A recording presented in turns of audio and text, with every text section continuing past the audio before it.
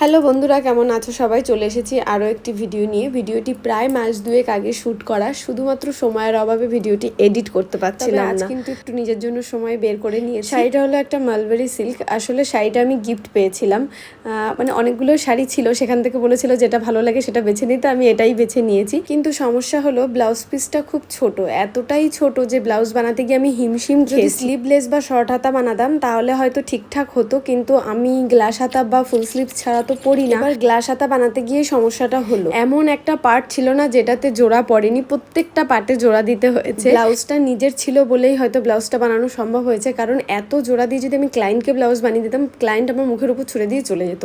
আর এই হচ্ছে সেই জোড়া তাপটি দেওয়া ব্লাউজের ফুল অ্যান্ড ফাইনাল লুক। তোমরাই বলো কেমন লাগছে। যদিও বোঝা যাচ্ছে না, কারণ শাড়িটা দিয়ে আমি এমনভাবে কভার করেছি বা জোড়াগুলো আমি এমনভাবে ফেলেছি। কেমন লাগছে কমেন্টে অবশ্যই জানিও। দেখা হচ্ছে পরের ভিডিওতে। Bye bye.